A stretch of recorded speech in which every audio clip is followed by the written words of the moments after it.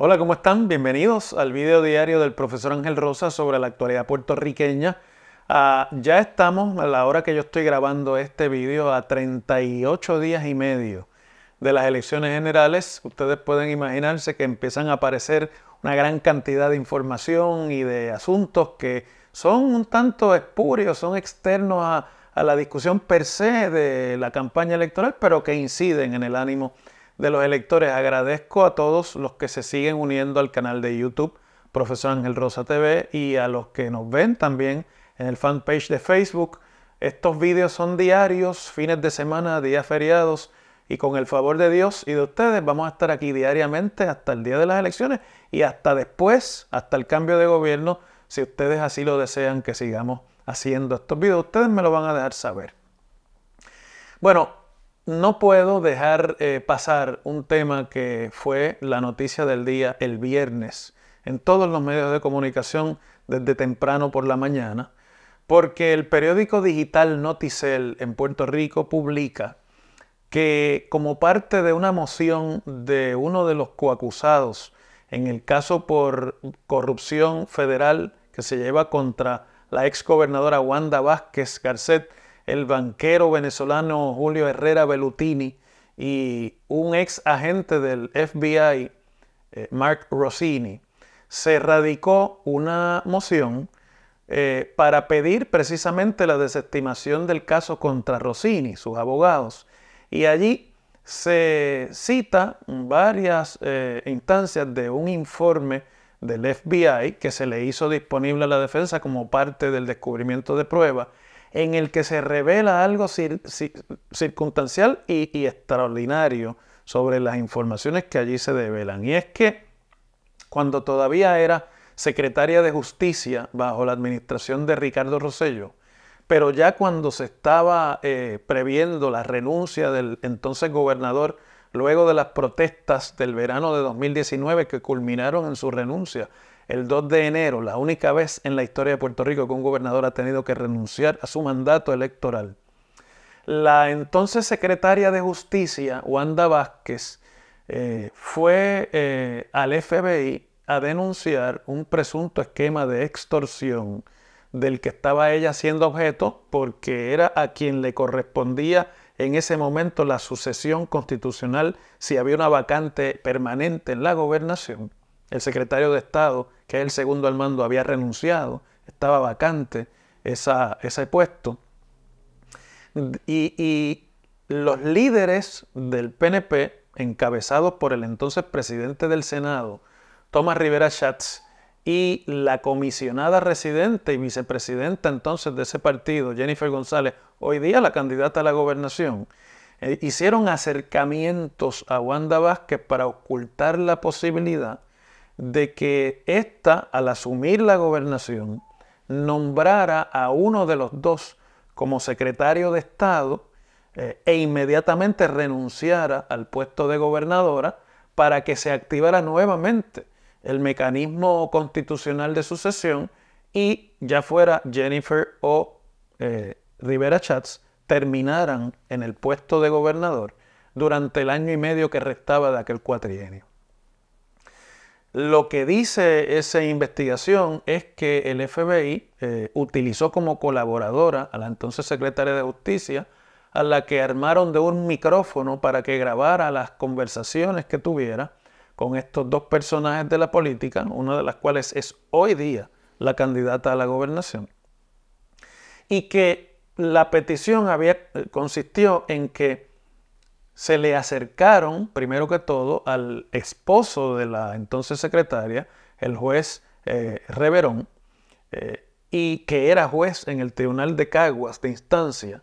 para pedirle que Rivera Schatz pudiera reunirse en privado con la secretaria de Justicia para entablar algún tipo de conversación. Luego, un allegado de Rivera Schatz, su primo, Miguel Rivera Hernández, que fue administrador de instituciones juveniles, otra agencia correccional del gobierno, y que tuvo problemas con la justicia federal, alegadamente se le acercó al juez Reverón o Díaz Reverón para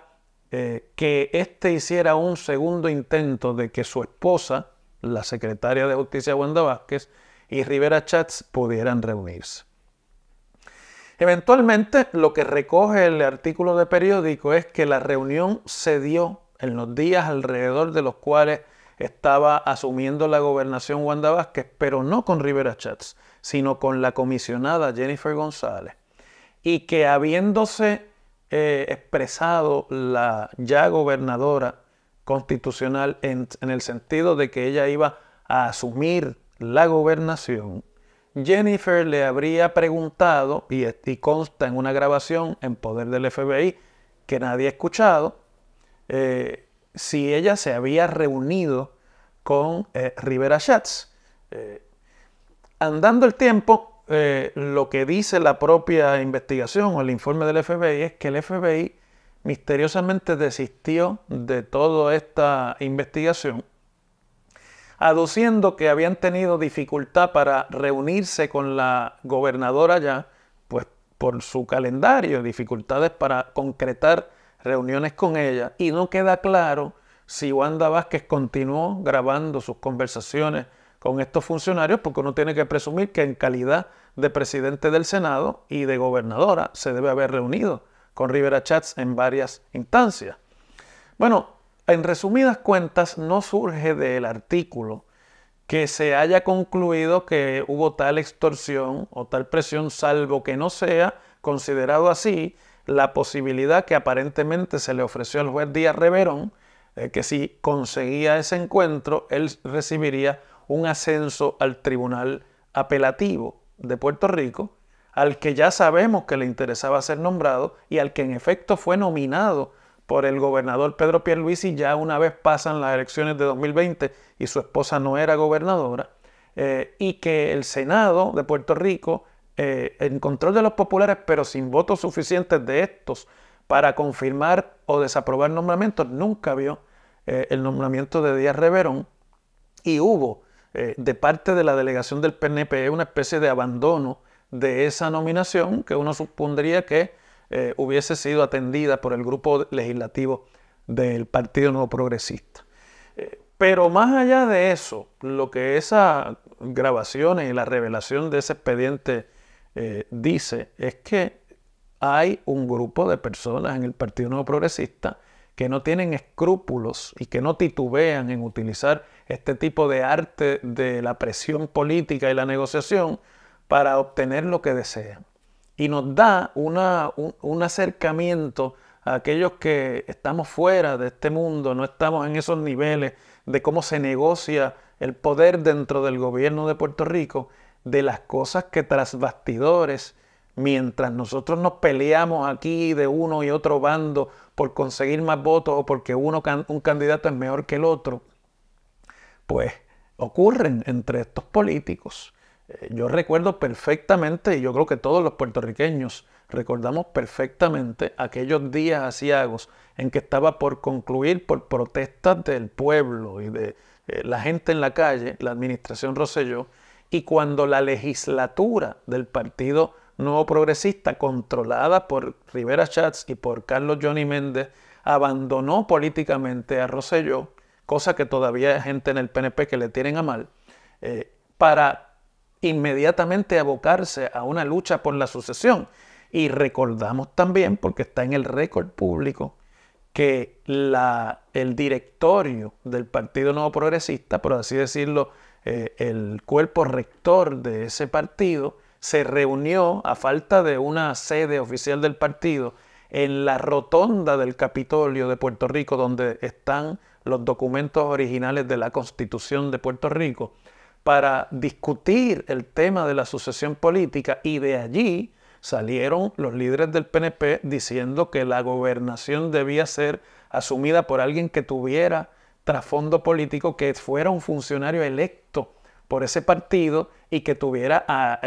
directamente relación con el liderato político del PNP.